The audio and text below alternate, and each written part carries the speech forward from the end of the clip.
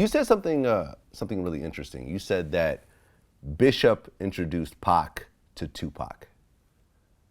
Um, there's a lot that goes on in the life of a young black male in this country.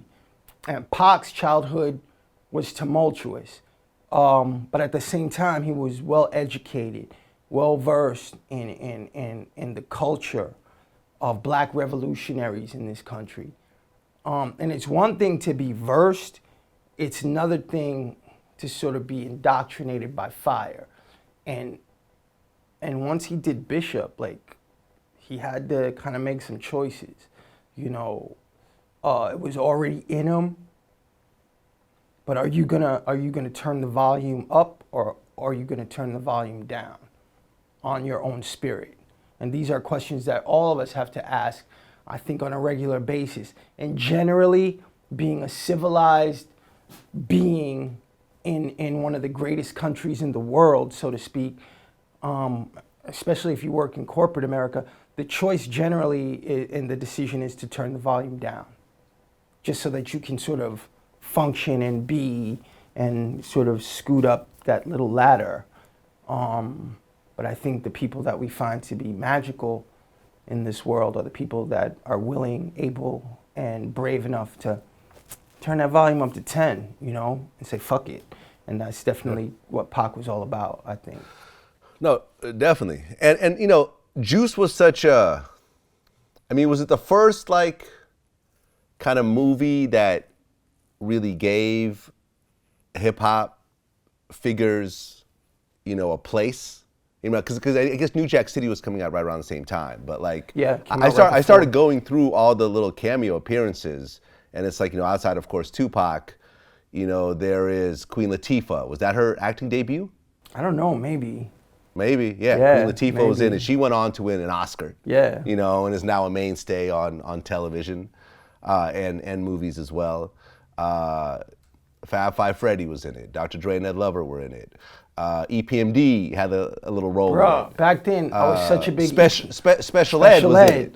But EPMD was my group back then, man. When they came on the set, like, I wasn't the only one. Like, the crew, we were excited. It was a different time. Like, it was really about the love of hip hop and the respect. It wasn't really based on money. You know, it was really based on that last album you dropped. And when we were filming Juice, EPMD was at the top of their game after the film dropped. Cypress Hill was on the soundtrack. And I remember bumping into them at Wetlands downtown. Went to see a show. I forget who was performing, but them and their whole crew rolled in, and a lot of guys from their crew kind of saw me and were looking at me, and I thought they were, like, gonna jump me or something, but they were just like, oh, that's the dude from Juice. And then Be Real and everybody, you know, and Sen came over, and, you know, we hugged it out and shit. But it was great to meet them. I was a big fan of their music, but we hadn't met, but they knew me from the movie. So they came right over and we're like, yo, what's up, kid? You know, we chopped it up. I think that film, though, everybody could see that it was really about the love. It wasn't, I mean, you can look at the film and tell nobody was, you know, making a whole bunch of money to do a cameo in that picture. You know, Sam Jackson was up in there, like, you know, right, chilling because of Ernest. They were good friends.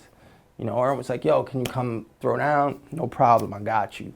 And that's the type of person Ernest Dickerson is. Honestly, at this point in time, I still know him. I've worked with him on a few other occasions.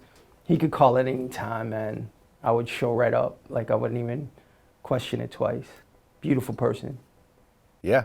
Yeah, I mean, as well as Cindy from En Vogue. Yeah, we were all mad at Omar about that. Definitely. Right, 'cause he had all the sex scenes with it. Yeah, we were all very salty about that. Have to admit. Yeah, I can see why. Yeah, I can see why. I just saw her recently. I saw her last year. En Vogue was performing at BB King's on 42nd, and I took my mom, and we went backstage and said what's up, took some pictures. She looks amazing, bro. She's like yoga down, like her body is just like crazy. She looked amazing. Yeah, she looked really great. They sounded great too. Yeah, I mean, En Vogue were one of the best singers really of all time. I mean, what they did was forget about it. Yeah, what happened to the whole girl group thing, man? We should hook that up again. You know? Yeah, it's SWV and Vogue, the whole thing. It's too expensive, I think, in today's music climate. Bro, there's so much money. There's so much money. Every time I hear this about it's too expensive to make a record, it's too expensive to make a movie, we don't want to pay. It's like, come on, man. There's so much money being generated right now. I feel you. I don't know.